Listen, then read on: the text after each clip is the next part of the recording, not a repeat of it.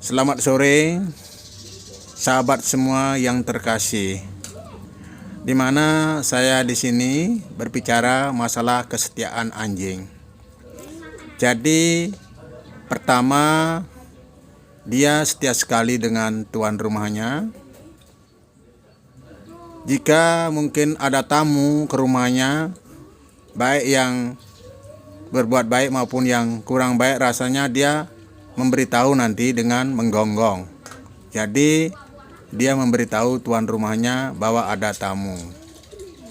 Yang kedua, jika tuan rumahnya bepergian atau keluar rumah, dia sangat setia juga menjaga rumah tuan rumahnya. Jika ada tamu juga dia menggonggong. Terus bagaimana ya kesetiaan anjing dalam cerita Mahabharata ya, di mana anjing sangat setia mengikuti Prabu Yudhistira ke surga melalui Gunung Himalaya. Dalam hal ini, jadi kesetiaan anjing bisa kita lihat di cerita Mahabharata.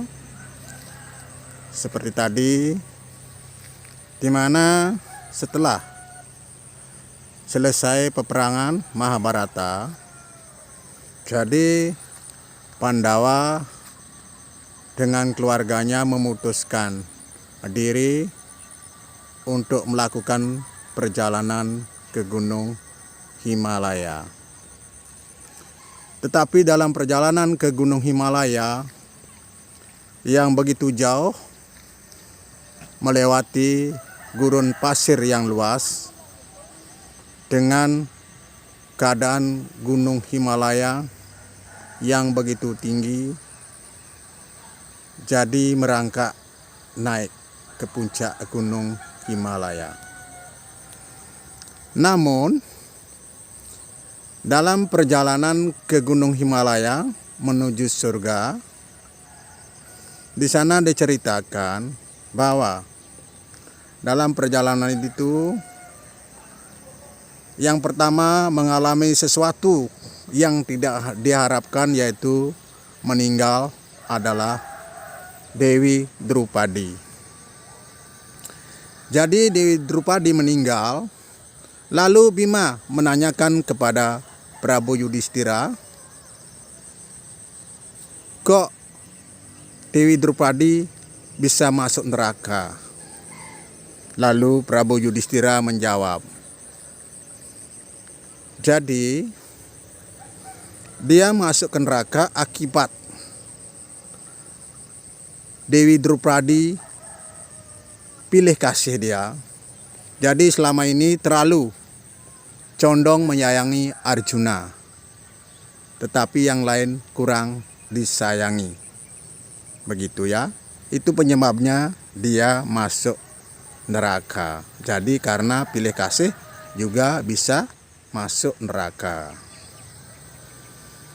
Terus dalam perjalanan yang kedua, yang meninggal dunia siapa? Yang meninggal dunia adalah Sahadewa. Karena menganggap dirinya paling pintar. Jadi dengan menganggap dirinya paling pintar, menganggap yang lain itu lebih goblok, akhirnya timbul ego sombong. Dalam hal ini, itulah penyebabnya Sahadewa masuk neraka ya. Itu ya. Jadi karena menganggap diri paling pintar, yang lain semuanya kurang. Yang ketiga, di sini diceritakan yang meninggal Nakula. Toh juga sama, dipertanyakan kepada Prabu Yudhistira, kenapa dia masuk neraka? Itu disebabkan karena dia merasa paling tampan. Jadi merasa paling tampan juga menyebabkan dia masuk neraka. Itu ya. Itu Prabu Nakula. Yang ketiga siapa? Arjuna. Arjuna dulu adalah orang yang selalu berbuat baik, tetapi kenyataannya dia masuk neraka juga. Bima bertanya lagi, kenapa Arjuna masuk di neraka padahal dia adalah orang yang selalu berbuat baik dan membela kebenaran. Sama dengan Dewi Drupadi dan saudaranya. Lalu apa jawab Prabu Yudhistira?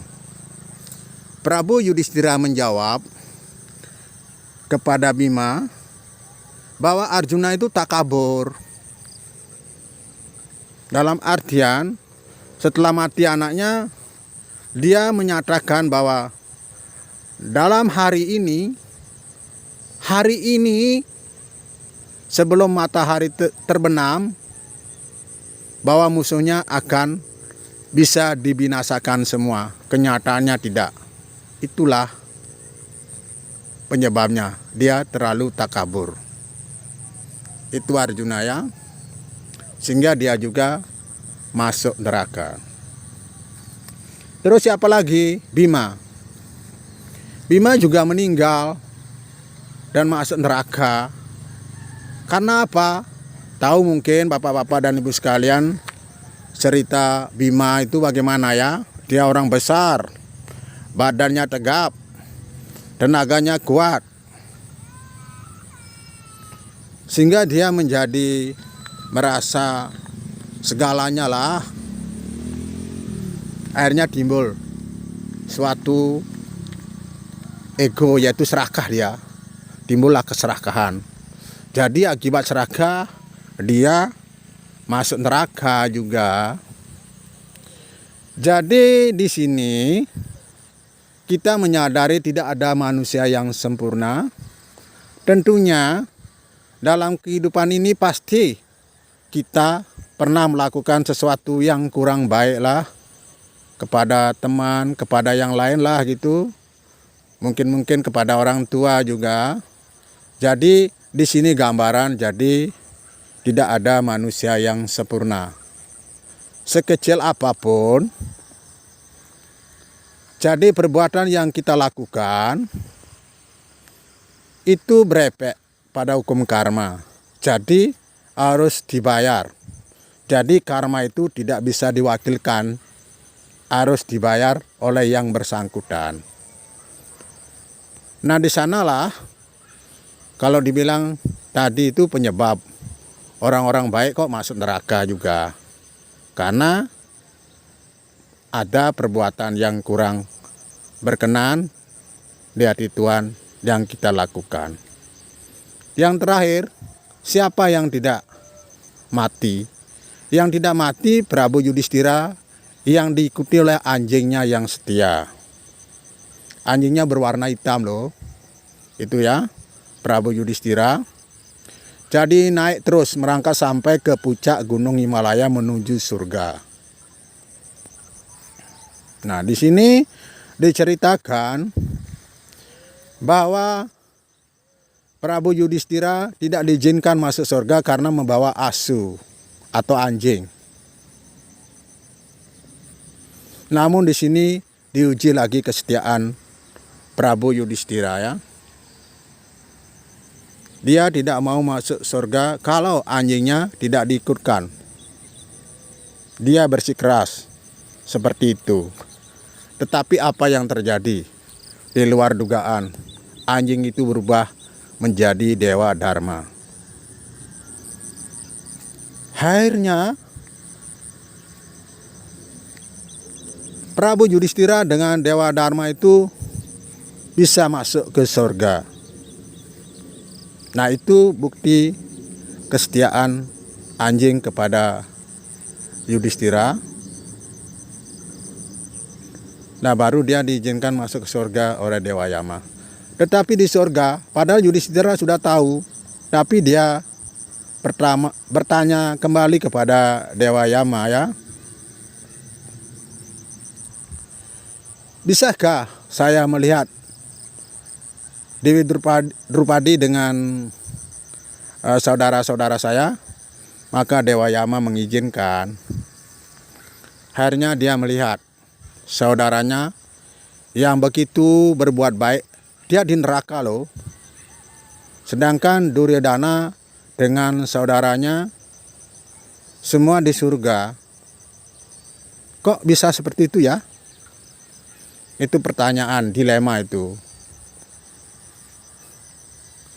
Jadi di sini diuji juga kesetiaannya Yudhistira, ya.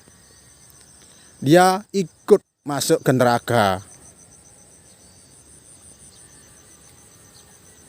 Dia masuk ke neraka juga. Nah, ini ujian kesetiaan sebenarnya. Karena apa?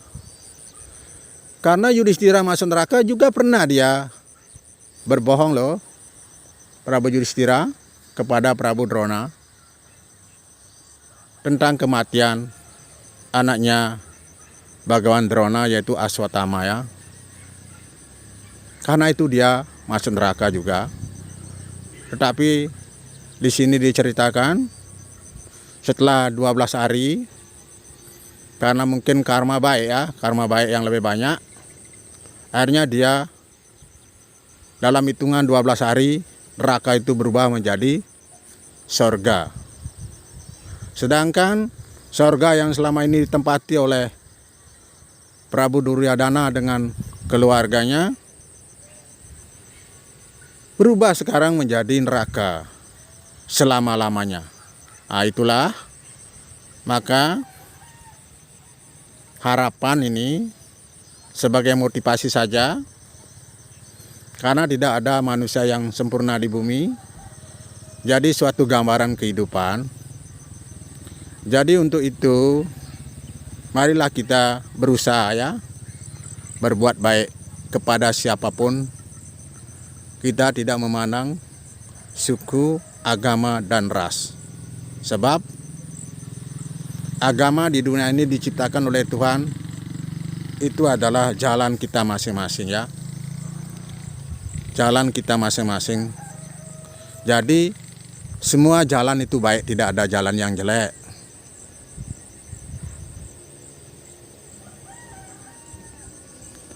Maaf ini, ya, tidak ada maksud menyinggung siapapun.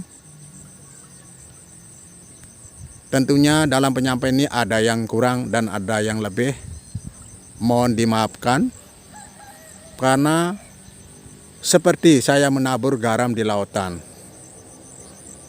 Jadi banyak orang-orang yang bijak, orang-orang yang berpengetahuan tinggi, ya, yang melihat video saya ini atau mendengarkan video saya ini. Tentunya saya berbicara kurang sempurna, ada mungkin kata-kata berapa yang kurang bagus, mohon dimaafkan, ya. Sekian dan terima kasih. Semoga semua makhluk berbahagia.